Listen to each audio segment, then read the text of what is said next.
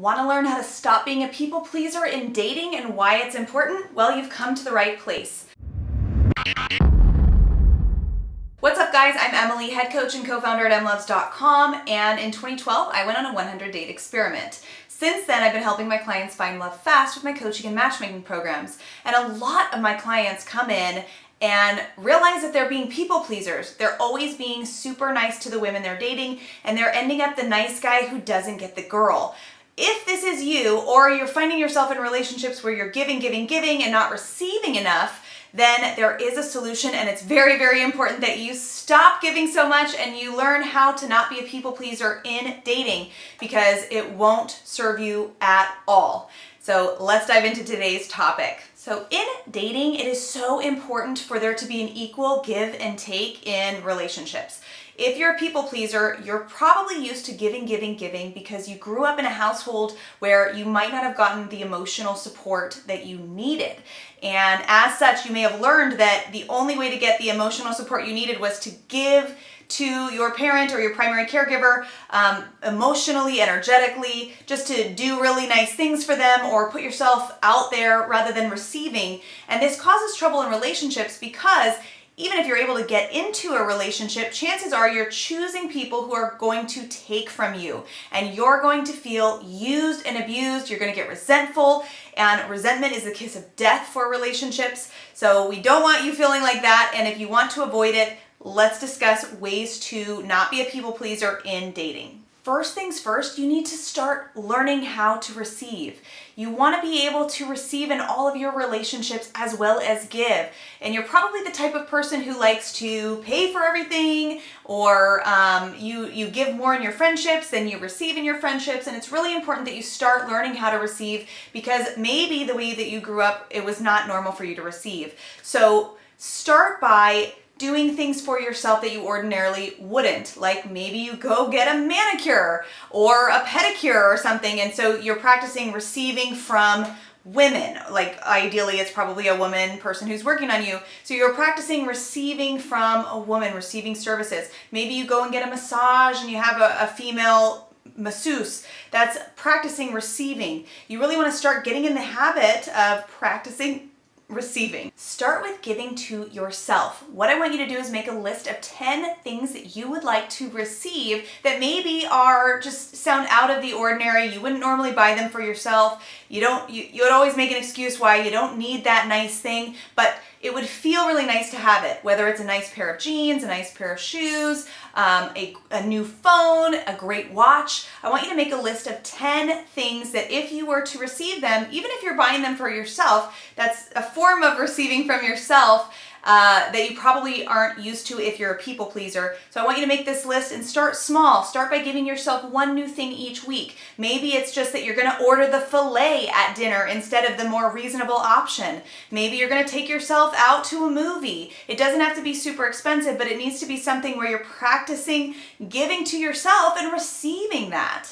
Oftentimes, men who are people pleasers give to everybody else, but they don't give to themselves. And they find themselves in relationship with women who will buy things for themselves but not for their man. And so if you're finding this is true, you need to get a little bit more selfish and start doing nice things for yourself to get in the habit of receiving first from yourself and then from others. Ways guys who are good at receiving treat themselves. They buy the nice Rolex watch when they want it. They get the expensive outfit that makes them feel like $1 million.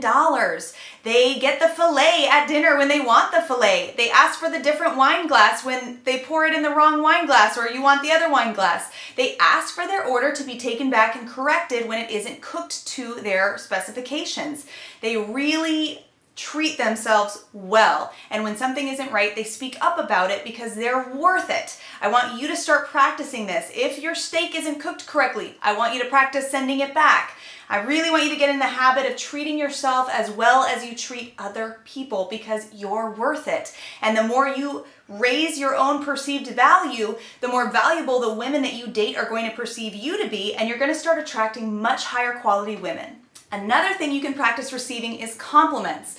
People who are people pleasers often don't like to receive compliments. So when somebody says something nice to them, they say something like, oh no, that's not, or they make an excuse like, oh, I really like your outfit. Oh, this is from Walmart. They say something to kind of like eliminate the compliment because they're not used to receiving compliments.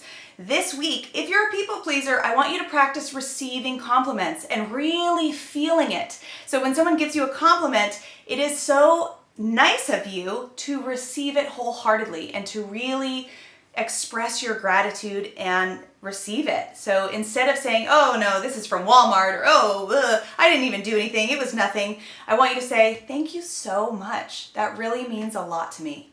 And as you do that, it opens your heart and it opens the heart of the person who gave you the compliment. It is such a powerful thing to do. And by the way, when you don't receive a compliment well, it's kind of rude. So if you really want to be a people pleaser, you'll practice accepting and receiving compliments. So we've just scratched the surface on how to not be a people pleaser in dating, and we're gonna get right back to it. But if this video is helping, make sure to like it, subscribe to the channel, and leave us a comment in the comments below. Another thing that's really important if you're a people pleaser is to practice accepting help. That means you have to ask for help. And if you're a people pleaser, chances are you grew up doing a lot of things for yourself. You're probably very independent and very successful, but you don't do so well when you need help with things. So what I want you to do this week is practice asking for help and then receiving it. So when somebody says, oh, I can help you with that, I want you to actually let them help you. Again, this is similar to receiving a compliment. It's gonna make them feel good because they got to help you. You like helping people, so why would you rob someone else of the opportunity to help you? It feels good for everyone. So I want you to ask for help on something. It could be asking for help on a work project, asking for someone's opinion, asking if somebody can review something that you've done and give you feedback, asking for somebody's opinion on your outfit. It can be so simple, but I want you to practice asking for help and then really receive it and express your gratitude in receiving it. That meant so much to me that you helped me with that. Thank you so much. Wow, super powerful, and now you're starting to transform and learn how to receive for yourself. Practice standing up for yourself. A lot of times when you're a people pleaser, you allow people to treat you poorly. You can't do it. In dating, this happens all the time. A woman might disappoint you and you say, oh, that's cool, no big deal. Yes, it is a big deal. If she's disappointing to you, you should let her know. You want to express your disappointment. It doesn't mean you have to be a jerk about it, but say something like, oh, I'm disappointed to hear that. So if she says, oh, I can't make the plans that I said yes to 3 days ago, and she gives you a last minute notice, I'm disappointed to hear that, but I understand. Maybe you can make it up to be by buying me a beer or, whatever. I'm disappointed to hear that. Can I ask why if she rejects you? Or I'm disappointed that you didn't text me back. Is everything okay? Expressing your disappointment is a really good way to not be walked all over and not to become a doormat. You can also do this when you're disappointed in someone's work or service. If you have a team member who's not performing up to par, it's okay to express your disappointment. You're giving them feedback and they need to know. The same is true for friends and family. If someone's disappointing you, let them know. You don't have to be a jerk, but you're just communicating that you're disappointed. And that is super, super powerful. Don't act like it doesn't bother you when it bothers you.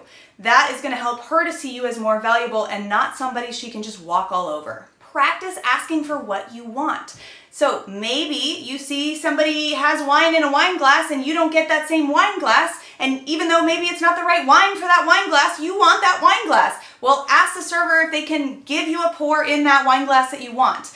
Or if you want something that's not on the menu, ask if they can make it for you. The worst thing they're going to say is no, and if you never ask, you'll never know. So really start getting in the practice of asking for what you want.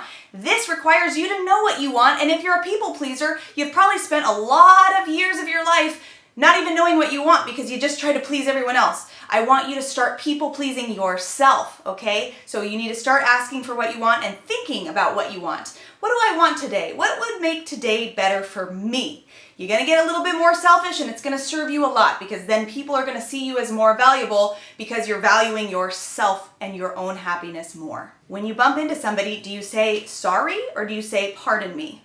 This is something I had to practice myself. I used to always apologize. When somebody else ran into me, I would say, oh, sorry. No, I'm not sorry. Actually, pardon me or excuse me. But when you say you're sorry, you're already putting yourself down on the floor, right? They're on a pedestal above you. Why should you have to apologize when they ran into you or when you cross paths? Oh, pardon me.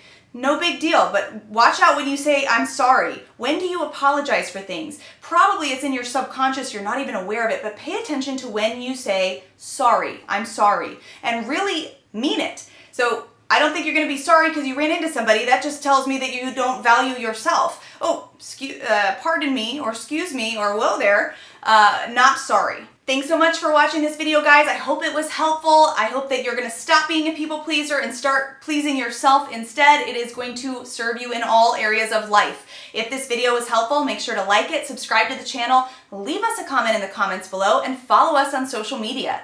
Thanks so much for watching, guys, and I'll catch you next time.